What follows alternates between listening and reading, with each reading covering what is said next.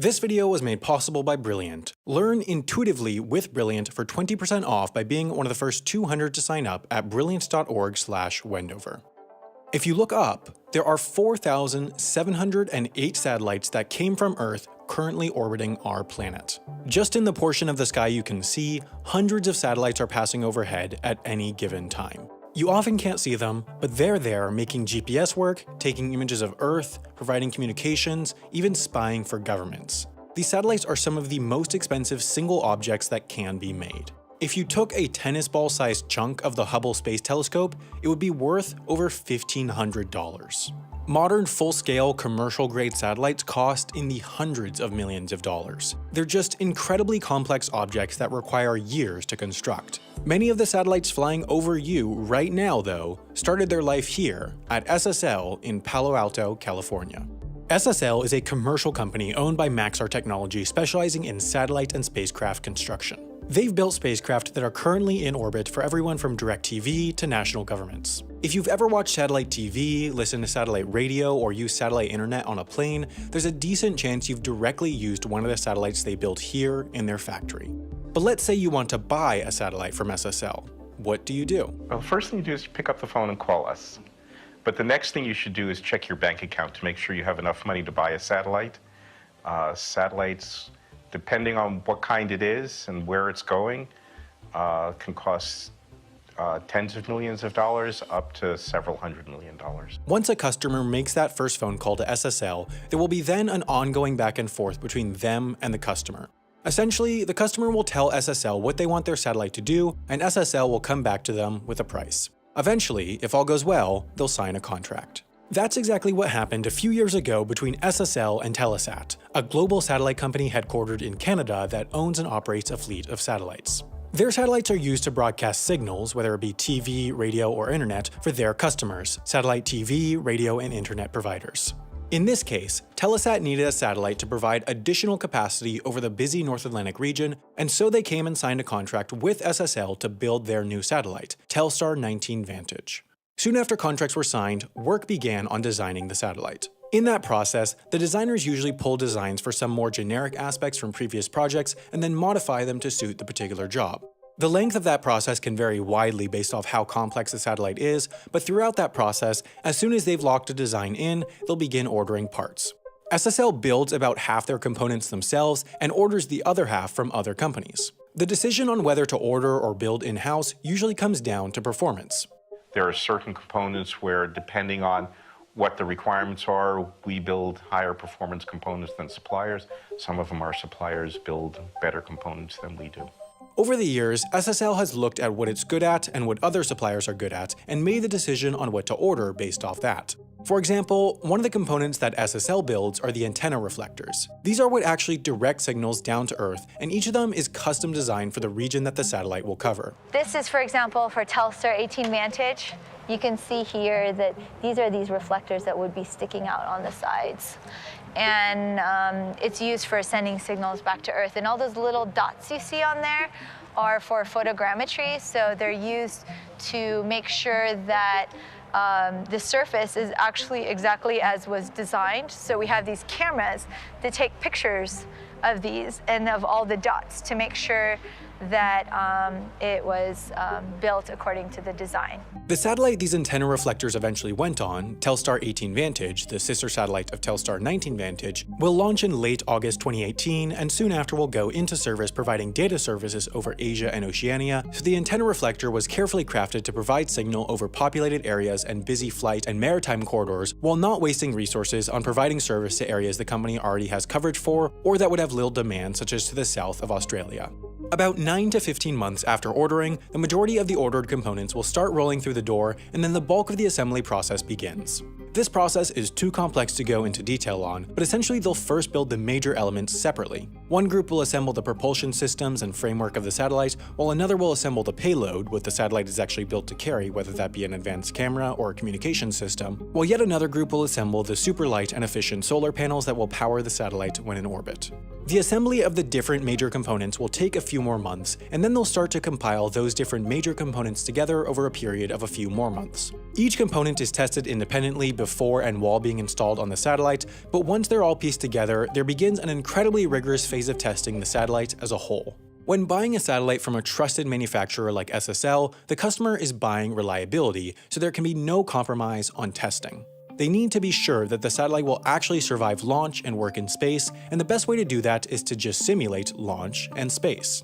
There are three major factors that could harm a satellite: vibration, temperature, and sound. The vibration comes as a satellite launches in a rocket, so they test that their satellites can survive launch. When you put one of these satellites on top of a rocket in the payload fairing, it experienced a lot of vibration loads in the X, Y, and Z, so we're able to simulate all of those with this shaker table. It has a base plate there, and you can shake in this direction, or in this direction. So it does in all different directions to simulate the environment and make sure that it's all operating.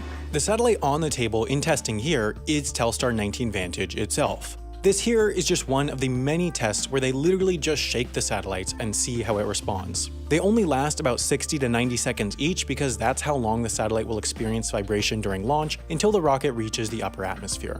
They'll also be sure that their satellites can survive the vacuum and temperatures of space. What you see up there, this big blue pumpkin-looking thing, like Cinderella's carriage, that one is called our thermal vacuum chamber. We like to call it the blue pumpkin. And what we use it for is for simulating the thermal vacuum environment of space. So we'll go down to the vacuum levels of space, 10 to the -5 torr, and we will turn on the payload and different parts of the satellite to make sure that everything's functioning properly when you put it in space.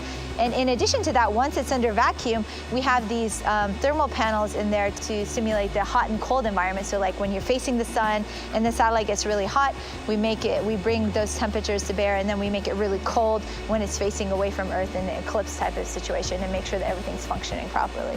Lastly, launch is very loud, to the point that the acoustic energy could actually damage a satellite, so they make sure it doesn't by simulating the launch environment through bombarding the satellite with acoustic energy with speakers.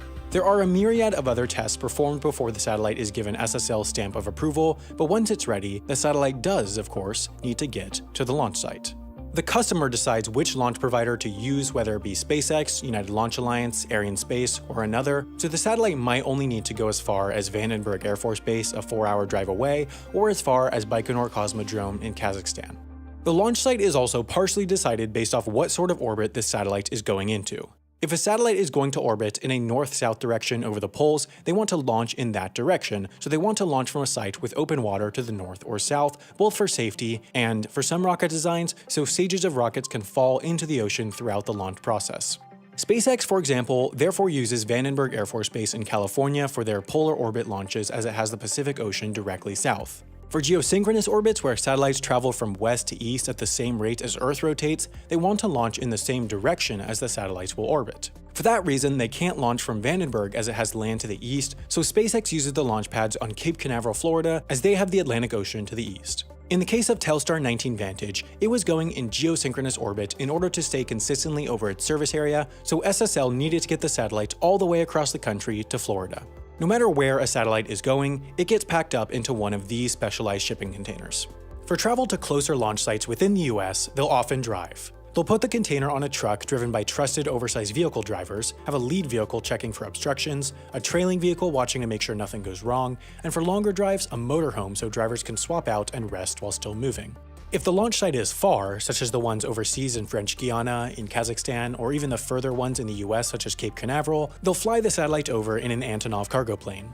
Satellites arrive to their launch site at least a month before their launch, as there's plenty of last-minute preparation to do. They have to perform additional testing to make sure nothing was damaged in transport, fuel it up, and mount it in the rocket. Once that happens, though, there's a period where there's really nothing for SSL to do. As they go through the process of the countdown, there are a number of places where we're asked to confirm that we're ready for launch. Then they launch us, and at that point, we can no longer monitor our satellite until we're off the launch vehicle. So for about a half hour, we're hoping that the launch vehicle guys are doing everything okay, and they usually are. In the case of Telstar 19 Vantage, the customer entrusted SpaceX with the responsibility of getting their satellite to orbit, so on July 22, 2018, at 1:50 a.m., a Falcon 9 rocket lifted off from Cape Canaveral carrying SSL's latest creation to space.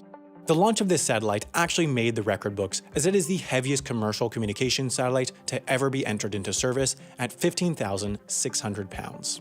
On that early morning in July, the Falcon 9 gained altitude as it flew southeast over Africa, then 32 minutes and 40 seconds after launching, 358 miles above Mozambique, Telstar 19 Vantage was released from the rocket and gently pushed forward in the first moments of its 15-year-long orbit of Earth. At that point, the work's not done for SSL though. Their job is not just to build the satellite, but also to enter it into service in space. Once the satellite is deployed, SSL will look for its signal and establish communications. And then we start talking to the satellite. So we start commanding the satellite.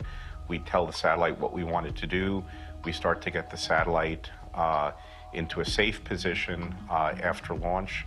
We'll deploy solar arrays so we can start generating power.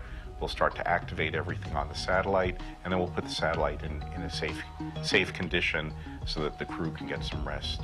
Over the next 10 days, there's a process of firing the satellite's engines to raise it from the altitude of 350 miles where it's deployed to 22,000 miles where it will stay for its service life. There's then another 2 to 4 weeks of testing to make sure everything survived launch, and then, finally, after years of work, it's time to hand over the satellite to Telesat, the customer, so they can put it online and start operating it commercially. At that point, after years of work, the satellite can finally itself be put to work. One of the aspects of how satellites work that I found most interesting to learn about when I filmed this video was on how orbits work. The science of how you can make an object orbit at such a consistent speed that it will stay over one particular area of Earth is fascinating, and if you want to learn all about how that works, Brilliant teaches you exactly that in their classical mechanics course. Of course, there's more than just orbits. This course provides a great overview of physics, and with Brilliant, you'll actually understand the concepts rather than just learning them. They specialize in teaching the intuitive principles behind concepts so that you can learn the why. They also have plenty of other fascinating courses on topics like astronomy, logic, and gravitational physics, a course that teaches how planetary orbits work. All in all, Brilliant is a great place to learn, and best of all, you can try Brilliant classes for free by signing up at brilliant.org/Wendover, and then, if you decide to upgrade to their premium account, the first 200 to do so at that link will get 20% off.